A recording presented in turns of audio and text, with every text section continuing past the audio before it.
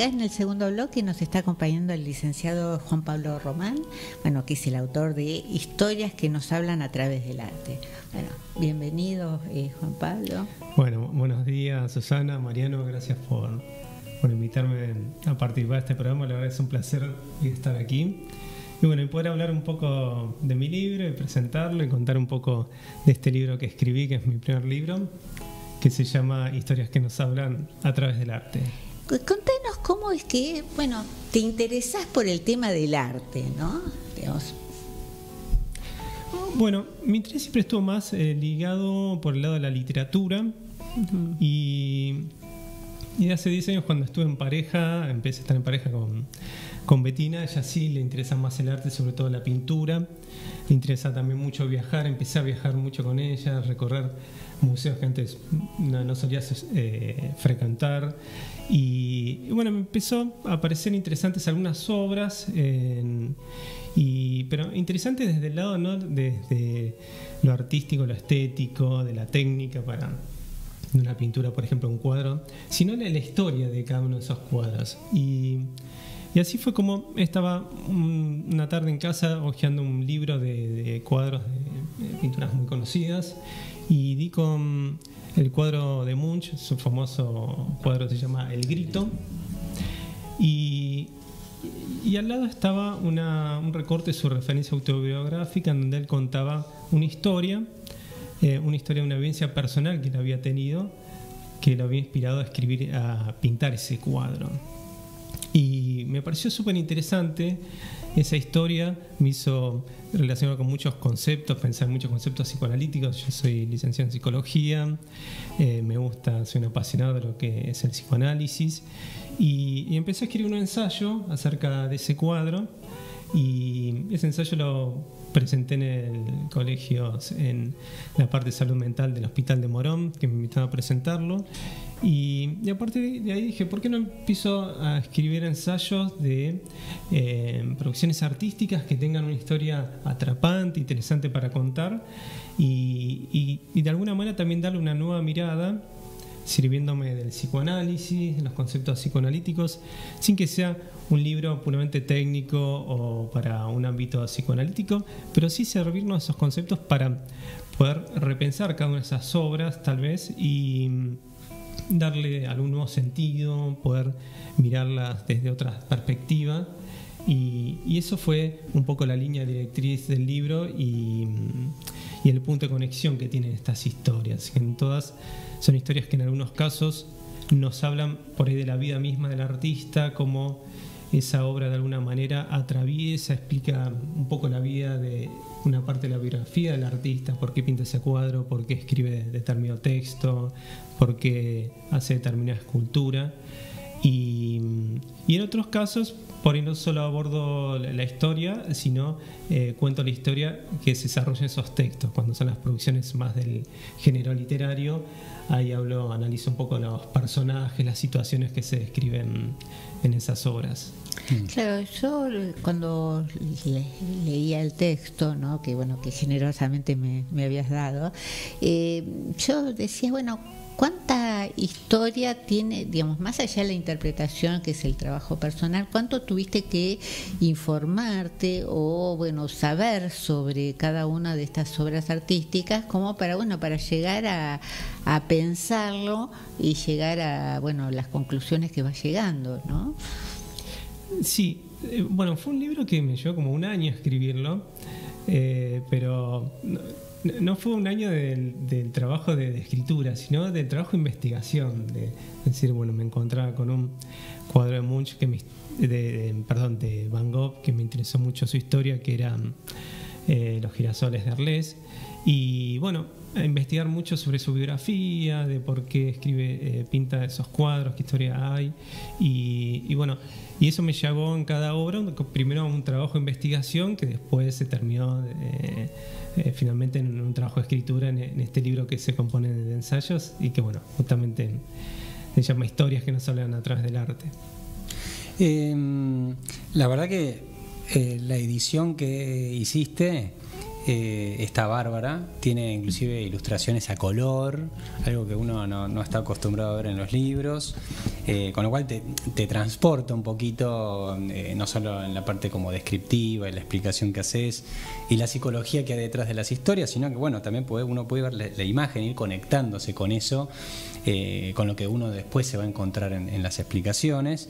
¿Querés contarnos un poco también a modo introductorio de, bueno, dónde se puede encontrar tu libro? Y también, si querés, dejar el podcast en donde se puede escucharlo, ¿no? Porque me parece muy interesante, muy moderno lo tuyo, ¿no? En cuanto a la edición, y también el podcast donde bueno, hay una locutora que lo va leyendo. Bueno, me parece que está bueno para compartirlo, ¿no?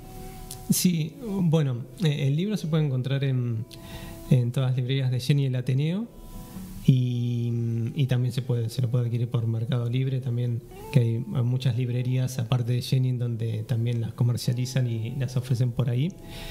Y respecto al podcast, nos pareció una idea muy interesante, como una forma también de llegar a otro público, por ahí que no es el público que es lector de libros, pero que sí escucha mucho hoy en día a través de aplicaciones como Spotify, y subirlo ahí con una locutora realmente de una voz increíble, que a mí me encantó cómo leyó el libro, y lo fuimos subiendo por episodios, entonces cada uno puede elegir el episodio según el título que más le interese. Así es. Bueno, en lo personal, Van Gogh me gusta mucho, y también escuché el de Eric Clapton, ¿no?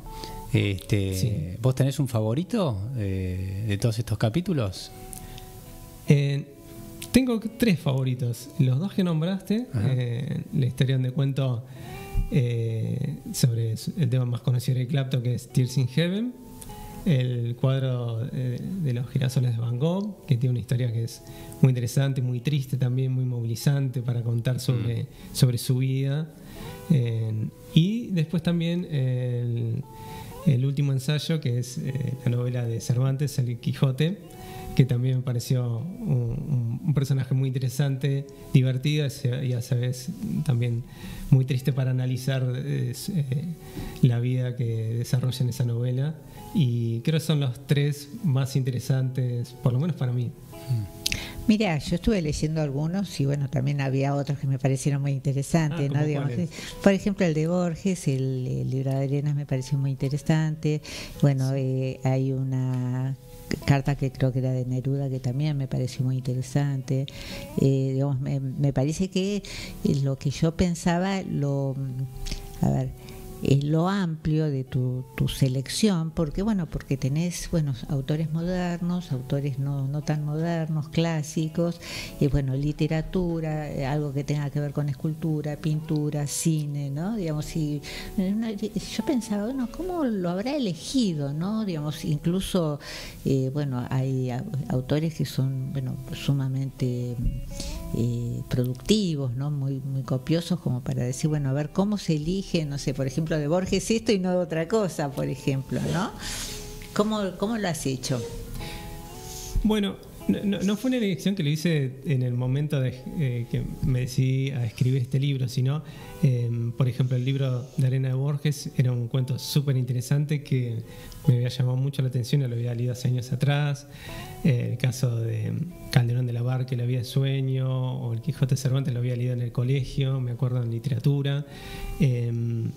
De Pablo Neruda, yo era un gran lector en mi adolescencia, leí casi toda su obra, y había un poema que me había llamado mucho la atención, una historia de amor muy triste y muy movilizante también, sobre una mujer con la que él había convivido cuando vivía en lo que antes era Birmania, y que de un día decide abandonarla porque tenía miedo que ella lo mate en algún momento a él, porque le adjudicaba como un delirio de reivindicación y persecución, y siempre me interesó ahondar un poco más sobre esos textos, y al momento de ponerme a escribir el libro, empecé a recordar aquellos que más me habían tocado o interpelado en algún momento. Sí. Muy jugado, ¿no? Porque escribir sobre obras de arte tan conocidas está buenísimo, es un acto, una apuesta enorme, y la verdad que muy loable de tu parte que te hayas animado a hacerlo. lo que un poco entendí a partir de, bueno, yo estuve escuchando algunos podcasts, como que detrás de estas obras de arte y de toda esta investigación que hay detrás de estas obras de arte, ya sea literatura, pintura, vos buscás como transmitir algo de lo psicológico que se pone un poco en juego detrás de todo ese movimiento y ese proceso, digamos, de pensar la obra, construirla, desarrollarla, ¿no? ¿Es un poco así la idea del libro? Sí, yo creo que va por dos vías. Por un lado, articular con conceptos psicoanalíticos que me van despertando o yo voy relacionando a medida que voy leyendo o interiorizándome una historia. Pero por otro lado, abordando la cuestión de que creo que también es un punto que recorre todo el libro y todos los ensayos, que hablamos de situaciones que les pasan a personas, en algunos casos personas ficticias, en los casos de los textos literarios, pero que son situaciones de soledad, desesperación, momentos de angustia, de padecimientos, y que me interesa mostrar cómo en cada uno de ellos cada uno recurre a distintos procesos psicológicos como para poder tramitar esas situaciones, y como cada uno a su manera hace algo con lo que puede con eso que no anda en la vida de uno, ¿no? Y de ese lado también lo pensé en la parte más psicológica, en el tema de cómo abordar los personajes, ¿no? O las historias que cuento ahí. Que si bien por un lado el libro creo que aporta nuevos sentidos, nuevas significaciones a esa obra, pero también me gusta decir que es un sentido que no se cierra, porque también planteo preguntas en donde quedan abiertas, en donde no hay respuestas y donde a veces hasta el lenguaje encuentra un límite y no hay palabras para responder a algo, con ciertos vacíos, ciertas faltas con los que uno de pronto puede encontrarse, y que bueno, puede darle hasta cierto sentido y tramitarlo de alguna manera, pero hay un punto que siempre queda sin tramitar o sin poder terminar de significantizar, ¿no? Cuando vos hablás de Eric Clapton, bueno, el momento en el que él pierde un hijo, que tiene un accidente, bueno, de alguna manera vos creés que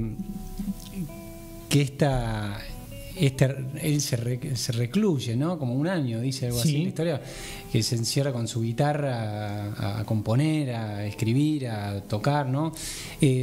¿Vos lo ves como un proceso que en sí fue como sanador para él, el conectarse con ese arte y lo que después pudo hacer, digamos, la canción dirigida al hijo? ¿Crees que en algún punto pudo cerrar esa herida, o hasta dónde contribuye el arte, ¿no? Sí. Bueno, es muy interesante lo que vos planteás, porque en esa línea va ese ensayo. Me interesaba marcar cómo obviamente el doloroso proceso de un duelo, la pérdida de un hijo, de una forma tan trágica como a él le sucede. Y él como cuenta que toma una pequeña guitarra española que él tenía, y se recluye en una isla antigua, alquila una casa y se queda encerrado en esa casa durante un año, casi sin contacto con el mundo exterior, y durante ese año dice lo único que pudo hacer fue cantar y componer canciones, pero que no eran canciones pensadas con un uso comercial, y dentro de esas canciones una de ellas fue Tears in Heaven, que después fue la más popular de él, y en donde él cuenta de esa manera él pudo componer temas hasta que en algún momento sintió que pudo salir a flote de la situación en donde estaba, una situación desesperante y que también era muy preocupante para todo su entorno, porque yo no lo sabía, pero él hacía poco tiempo atrás estaba en un proceso de recuperación de alcohol, ¿no? de alcoholismo, y todos pensaban que en el momento en el que se había recluido iba a volver a caer en las toxicomanías nuevamente, pero él decía, pero lo que ellos no sabían es que yo siempre tuve mi guitarra y ella siempre ha sido mi salvación. Y y no lo planteo en el libro, pero después también se me ocurrió pensar la guitarra como un objeto transicional, con la manera como lo define Winnicott, ese objeto que el niño a veces utiliza como para simbolizar a la madre en el proceso de despegarse de la madre, en donde no es la madre, pero de alguna manera simboliza a la madre. Y en este caso yo creo, también me planteo la pregunta si ese objeto no es un objeto transicional para él, esa guitarra, en donde representa de alguna manera a ese hijo que ya no está, y con eso lo ayuda a hacer ese proceso de duelo, que es un proceso, por supuesto, que doloroso, pero que es un proceso también que, como plantea Freud, que se realiza en soledad y genera un momento de narcisismo en donde el mundo exterior se vuelve pobre y uno está centrado en sí mismo, y creo que se refleja muy bien en esta historia de él. Sí, la verdad que muy conmovedora la historia de él, y cómo puede sacar de todo eso algo tan hermoso como esa canción, ¿no? Juan Pablo, vos esto que venías como contando, podría ser, según tu conocimiento, según tu intuición misma, podría hacerse extensivo para el arte como una forma, digamos, como de sanar para las personas, o digamos que están transitando alguna situación en particular. Son intentos, aunque sean a medias, de sanar. Bueno, yo creo que sí, es una pregunta, no podría afirmar que para todos los casos es así. En el caso, por ejemplo, de Van Gogh, él, a través del arte, esa serie de girasoles que se llaman los girasoles de Arles, le contaba, por ejemplo, que su función era una función decorativa para el estudio de trabajo, que se llama La Casa Amarilla, y él quería pintar esos cuadros para adornar esa casa y que esa casa se convierta en un centro de residencia para otros artistas, porque él considera muy importante el lazo entre artistas. Y por ejemplo, él a través del arte intenta, en este caso, con estos cuadros, empezar a establecer un lazo con el otro, ese lazo que a veces es tan difícil poner en la psicosis, sobre todo en la esquizofrenia.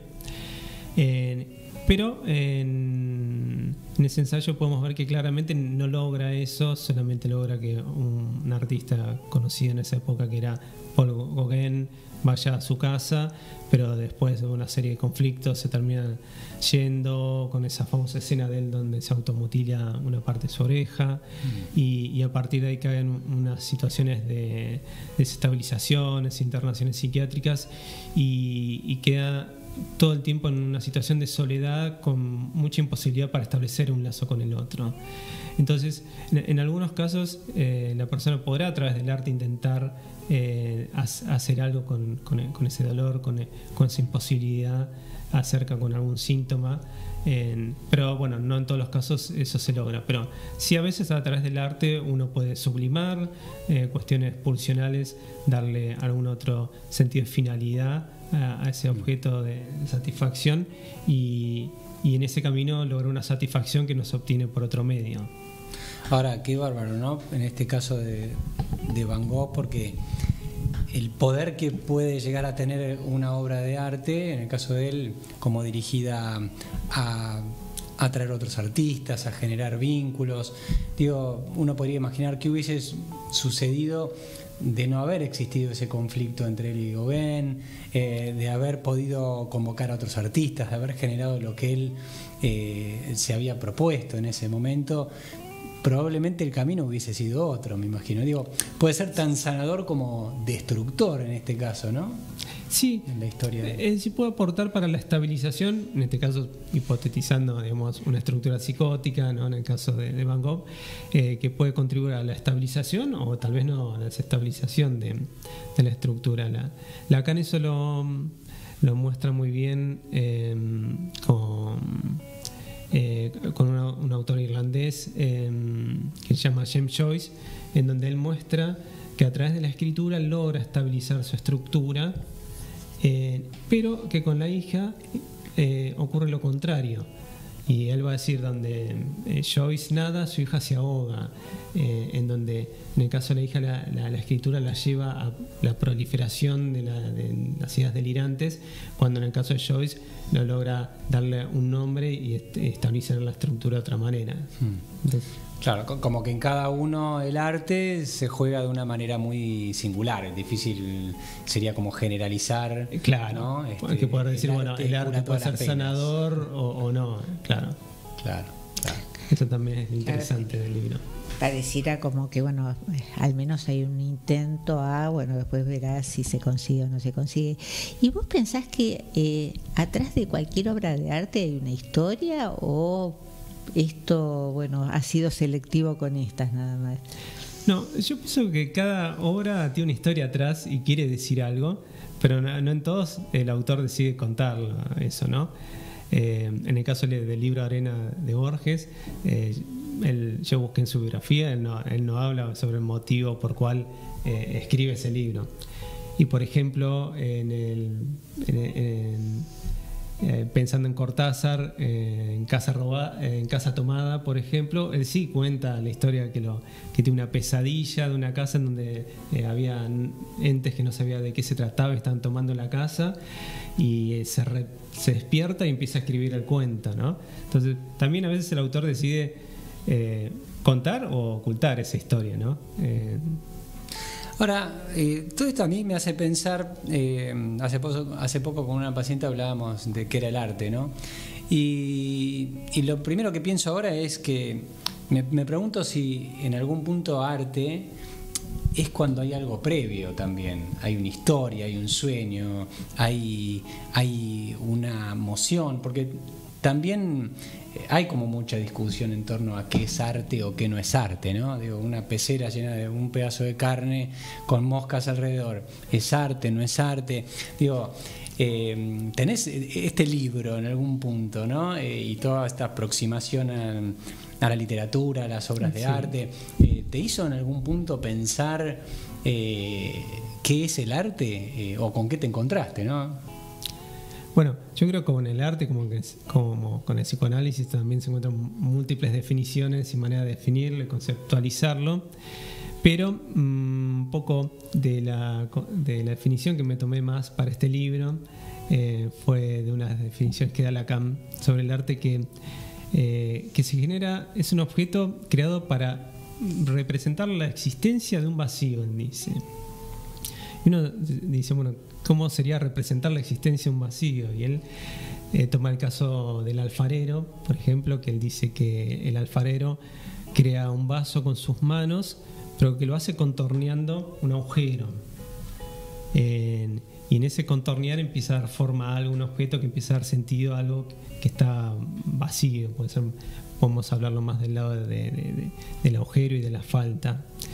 Y él toma también la mención de las figuras que están en las cavernas de Altamira, las paredes de las cavernas de Altamira, que se pueden considerar como las primeras formas primitivas del arte, en donde se descubrieron pinturas en una cueva, en una caverna, de bisontes, caballos, hace miles y miles de años atrás. Y él dice que todas esas pinturas en torno a ese hueco se hace en torno a un vacío, que es el hueco de la caverna, y que representan una organización en torno a un vacío. Entonces, desde esa óptica creo que lo abordé más el libro y el concepto de arte, aunque como bien decíamos, no hay una sola definición de lo que sería el arte ni de concepto psicoanalítico, y bueno, es un poco por el lado donde abordé estas cuestiones, y en donde por eso también siempre se llega en cada ensayo a puntos en donde se produce un vacío y una ausencia de sentido que es propio del arte, y que el arte hace algo justamente con todo eso. Claro, como una forma de nombrar ese vacío o de mostrarlo, sin poder alcanzarlo, describirlo de una manera perfecta, ¿no? También estoy pensando en la canción de Clapton de vuelta, ¿no? Ante ese vacío, vos hablás como de borde, ¿no? En el libro, Sí. ¿no? Como esto que se va acercando a algo que tiene que ver con eso, ese vacío que dejó, en este caso, bueno, la ausencia del hijo, ¿no?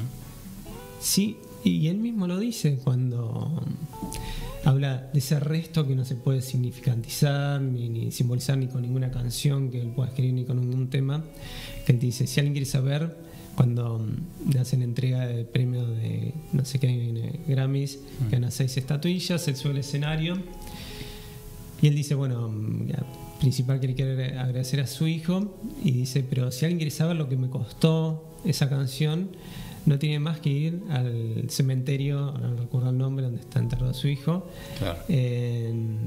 como justamente mostrando algo, un resto que ya, un vacío, una ausencia que no se va a poder llenar con nada, ni con ninguna canción, con nada del arte, ni con ninguna palabra, ni por el lenguaje, ¿no? Sí. Que eso en análisis también siempre lo llamó ese resto hacia el final de análisis que queda, que ya donde hay un punto donde ya se termina el desciframiento y queda algo ahí de goce que ya no queda atrapado por las redes del lenguaje, y hay algo que no se puede decir, ¿no? Y sobre todo cuando hablamos por ahí de la representación de la muerte, justamente es un concepto, un significante que no tiene representación, le damos mucho sentido a través de la religión, de los mitos, de distintos lugares, pero tanto Freud como Lacan lo van a plantear como son significantes que no están inscriptos en lo simbólico, y en el caso de la neurosis. Ahora, ¿cuántos temas que se toman y que se transforman también en arte? Estaba pensando, ¿no? Poesía, no sé, libros de amor sobre adolescentes, pérdidas de personas, como cuántas digamos, situaciones de la vida también nos llevan a hacer algo con esos vacíos que va dejando, esa incompletud, ¿no? Transformamos en arte, o bueno, quién sabe en qué, ¿no? Nos pasamos la vida así, básicamente, tal vez, tratando de entender algo de, qué sé yo, ese vacío existencial, ese no saber, esa pregunta acerca del sentido de la vida, y vaya a saber qué otras cosas más, ¿no? Sí, con esa falta, ¿no?, que nos mueve, como plantea Freud, el aparato psíquico también funciona a partir de que hay algo que falta, ¿no? Lo mismo en la lógica del deseo de Lacan, es decir, si hay un deseo también es porque hay algo que falta, ¿no? Y eso es lo irónico, que eso hace que nos pongamos en movimiento, y en ese ponernos en movimiento nos puede llevar por distintos caminos. Uno de esos caminos puede ser el arte, como vos bien decís, Mariana. Claro, yo pensaba que a veces algunos artistas plásticos y literarios así dicen, bueno, si no hay sufrimiento, si no hay algún malestar, no se puede producir arte. ¿Vos pensás que por todos los trabajos que has hecho y por este libro y todas tus investigaciones, que esto es así? No creo que solo a partir del sufrimiento. El sufrimiento podría ser una fuente, ¿no?, desde donde uno intenta hacer algo distinto y pues lo puede llevar a una producción artística con eso, como recién marcamos bien con Mariano el caso de la canción de Eric Clapton. Y si bien en este libro en la mayoría de los casos son situaciones tristes, situaciones desesperantes, situaciones de padecimientos, de angustia, también no solo el arte estaría como dirigido hacia esa temática, ¿no?, que tenga que ver con el padecimiento o el sufrimiento. Hay ahí como en esto que decías de ir tratando de cubrir esa falta, ¿no? Nacemos con algo que nos falta, y nos pasamos la vida engañados, pensando que con ciertos objetos o ciertas elecciones esa incompletud o esa falta se va a completar, pero caemos una y otra vez en esa trampa, ¿no? Digo, hay algo de creer que en una elección se va a jugar algo de la completud, y nos encontramos que en realidad la elección nos muestra lo incompleto, ¿no? Todo lo otro que no fue, lo otro que dejamos, todo lo que queda por fuera de lo que se eligió y que se pensó que iba a completar también, ¿no? Convivimos con en completud siempre, ¿no? Sí, bueno, eso plantea el psicoanálisis, tanto Freud como Lacan plantea una falta estructural, ¿no? Freud va a hablar sobre un objeto perdido que el sujeto siempre intenta reencontrar y que nunca va a poder reencontrar, va a poder encontrar otros objetos que intenten ir a suturar, a llenar ese lugar de falta, pero que nunca va a ser una satisfacción plena, siempre va a ser una satisfacción parcial, y ese objeto después siempre se va a ir desplazando, y el deseo tiene esa misma lógica, ¿no? En el momento que uno cree alcanzar un objeto que va a completar esa falta, automáticamente se va desplazando, y bueno, pero eso también hace que el sujeto mismo esté en movimiento, ¿no? En esas búsquedas. Y Lacan lo plantea de la misma manera, ¿no? El sujeto nace con una falta en ser, propio de la introducción del sujeto en el lenguaje, y esa falta de satisfacción la va a intentar buscar en el otro, ese objeto que le falta en el campo del otro. Y al recorrer un análisis, lo que va a hacer es que el analizante pueda encontrar algo del orden de su propio deseo, pero sin tener que encontrarlo, pasar por el campo del otro para intentar encontrarlo ahí. Vos sabés que te escuchaba y pensaba, ¿vieron la serie de Fito Páez? Ah, sí. No lo vi. Hay un episodio donde él está en una situación donde está grabando una canción y está ahí como, digamos, produciéndola, y hay algo que no le cierra, y hay algo que no le cierra, y le da vueltas, y le da vueltas, y en un momento dice, ya está, ¿viste? No sé qué pasa, que si alguien le dice, no, probá esto o aquello o esto otro, y dice, ya está, ahí está, encontré el camino de esta canción, la forma que quiero que lleve. Digo, me parece que está re interesante para pensar esto que decís, porque en algún punto también qué difícil para el artista poder entender que hay algo digamos, de ese tema musical que lo entiende como que ya está, se cerró, es así, tiene que ser así, está perfecto, entre comillas, ¿no? Qué difícil también para el que crea la obra de arte, ¿no? Es decir, ya está terminada, ¿no? Bueno, pasa mucho por el neurótico obsesivo, va hacia la búsqueda siempre de la perfección, ¿no? Que sabemos que nunca se alcanza, pero pensaba también, mientras vos mencionabas esta anécdota de Fito Páez, también en Borges, cuando él decía como tal vez haya distintas maneras de cerrar una obra, una producción, ¿no? Y él decía acerca del hecho de publicar un libro, porque decía, no todos los escritores publican libros, uno puede ser escritor y no publicar un libro. Y él dice, y se publica por muchos motivos. En algunos casos yo he publicado para olvidarme. Si no, me lo pasaría revisando manuscritos todo el tiempo, porque cada vez que uno va revisando, en ese punto también conexión con lo que vos decías de Fito Páez, hay algo como que no termina de completar y siempre falta como algo más para corregir, modificar, perfeccionar, y en algún momento también el sujeto tiene que dar ese corte y decir, bueno, hasta acá con esto. Como para pasar para otra cosa. Exactamente, claro, si no uno se iría infinitamente en determinación. Juan Pablo, este libro, bueno, yo te escucho, ¿no? Y pensaba, ¿quiénes los pueden leer? ¿Solamente los psicólogos? ¿O esto tiene una lectura bastante fácil como para que, bueno, lo entienda cualquiera que se interese en el arte y un poco también en la psicología? Bueno, yo a medida que lo fui escribiendo me di cuenta que me quedé en el medio de los dos caminos. No es un libro enteramente plagado de conceptos psicoanalíticos, que es para un ámbito bien del discurso de psicoanálisis, pero tampoco es un libro que cuento solamente historias y lo podía leer cualquier persona sin ningún tipo de dificultad. Pero yo creo, como decía en otras presentaciones, es un libro que tiene un contenido psicoanalítico, pero lo importante y lo más interesante creo que es del libro son las historias que se cuentan de esas obras, y lógicamente en pasajes de alguien que no está habituado a manejar conceptos de pulsión, de conceptos psicoanalíticos, por decir qué es esto, que se trata de este pasaje, pero la historia sí continúa. Entonces al final de la historia uno puede entender, bueno, por qué Van Gogh pintó los girasoles y qué le pasó en su vida hasta cómo terminó de una manera muy trágica, y creo que esa es la historia, lo interesante contar, ¿no? O sea, se podría animar cualquiera, digamos, que tenga algunas inquietudes como para, bueno, acercarse al libro y, bueno, interesarse, ¿no? Sí. Así que, ¿te gusta la literatura? ¿Te gusta el arte en todas sus formas? ¿Querés saber un poquito más qué hay detrás de esas obras y de esas historias? Historias que nos abran a través del arte, ensayos desde una mirada psicoanalítica de Juan Pablo Román, editorial Cascada de Letras. Juan Pablo, la verdad, te felicitamos. Muchísimas gracias por haber venido, por estar acá, por dejarnos tu libro. Yo lo voy a leer y lo voy a compartir.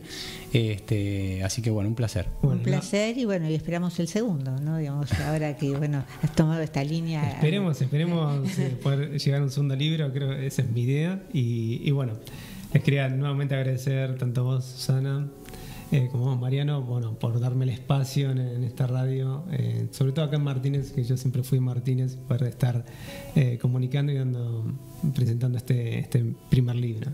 Bueno, te agradecemos muchísimo y bueno, gracias también por el libro.